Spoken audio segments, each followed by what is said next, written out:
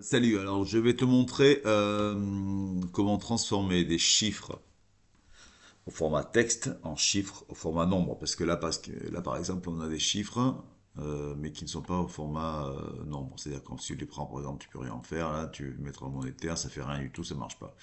Tu vas les laisser en standard parce que de toute façon, on peut pas faire autrement. Alors, par exemple, qu'est-ce qui se passe là? Si je me fais faire une opération, je fais égal, par exemple, 5 fois D8, entrée, hashtag valeur, hashtag erreur.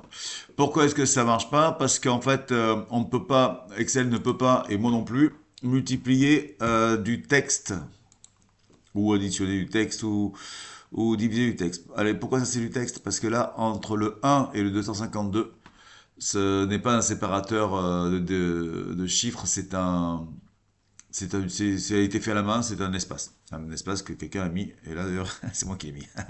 Et là, dans ce chiffre-là, c'est pareil. Donc, par exemple, égal 8 fois, ça change, D3, entrée, hashtag valeur, hashtag erreur. Pourquoi? C'est parce que ici, dans ce chiffre-là, on n'a pas une virgule, on a un point. Et vu que c'est écrit avec un point, vous pouvez parfois recevoir des bases de données qui contiennent des points à la place de virgule. Et si on met un point à la place d'une virgule, eh ben pour Excel, c'est du texte, ce n'est pas un nombre.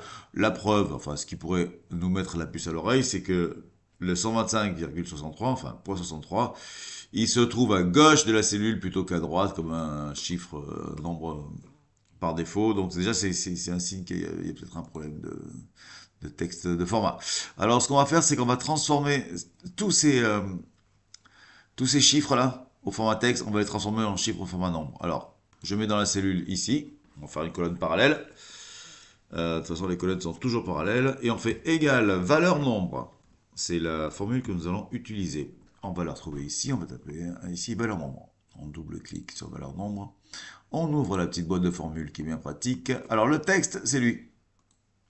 D3. Le séparateur décimal.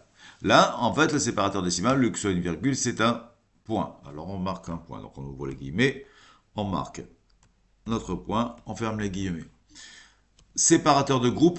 Donc, c'est ce qu'on a vu tout à l'heure. C'est pour séparer les milliers.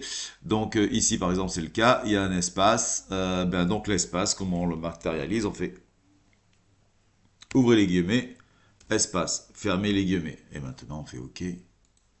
Voilà, il nous a transformé notre chiffre au format texte en chiffre au format nombre. D'ailleurs, ce qu'on peut voir tout de suite, c'est que déjà, il s'aligne à droite. C'est bon signe. Hop, je recopie la formule et tous ont été transformés en nombre. Voilà, si on voulait fignoler pour alléger notre fichier, parce que là, par exemple, dans notre fichier, ici, on n'a pas 359,58, mais on a une formule entière, on a formule valeur nombre. Donc, c'est pas grand-chose, ça marche très bien, on peut tout calculer avec ça, on peut mener notre fichier à bon port, mais ça alourdit un petit peu, parce que d'avoir juste simplement un chiffre, on a une formule. Ce qu'on peut faire, c'est copier cette plage, et ici, on se met ici. On fait copier, et là, on fait copier valeur.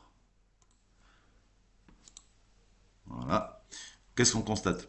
Ici, dans cette cellule, on a une formule. Dans cette cellule, on n'a que le chiffre, la valeur. Et c'est bien un chiffre. Et d'ailleurs, pour prouver que c'est un chiffre, au format nombre, je veux dire, je les sélectionne. Et ici, je peux les balancer en comptabilité, en monétaire, que dis-je, en dette courte. Enfin voilà, je peux les manipuler comme un nombre.